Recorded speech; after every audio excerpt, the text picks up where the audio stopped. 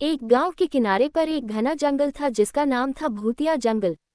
जंगल के अंदर का रास्ता इतना भयानक था कि सूरज की रोशनी भी वहां तक नहीं पहुंच पाती थी। गांव के लोग जंगल की कहानियों से डरते थे और जंगल की ओर जाने से बचते थे। कहा जाता था कि जंगल में एक बहुत पुरानी और जर्जर हवेली खड़ी थी, जिसमें एक राजा की आत्मा रहती थी। राजा अपनी मौत से कुछ ही दिन पहले आशीर्वाद प्राप्त करने के लिए उस हवेली में गया था, लेकिन वह वापस नहीं लौटा और उसकी आत्मा वहीं कैद हो गई। एक दिन गांव में एक साहसी युवक अर्जुन आया। उसने गांव वालों से जंगल के बारे में सुना और उसने ठान लिया कि वह रहस्य की पड़ताल करेगा। अर्जुन ने अपने कुछ साहसी दोस्तों को इकट्ठा किया और उन सभी ने मिलकर जंगल में प्रवेश किया।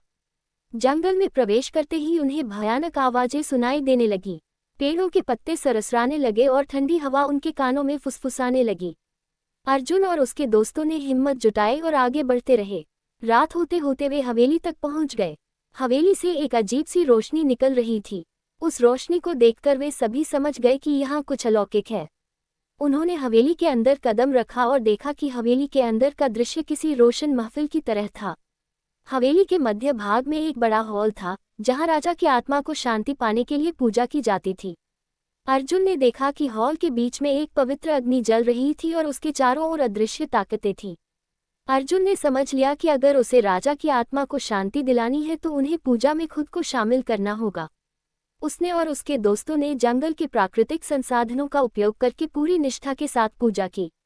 पूजा पूरी होने पर राजा की आत्मा प्रकट हुई और उसने अर्जुन और उसके दोस्तों को आशीर्वाद दिया। राजा की आत्मा मुक्त हुई और जैसे ही वह ऊपर आकाश की ओर बढ़ी, पूरे जंगल में एक अजीब सी शांति छा गई।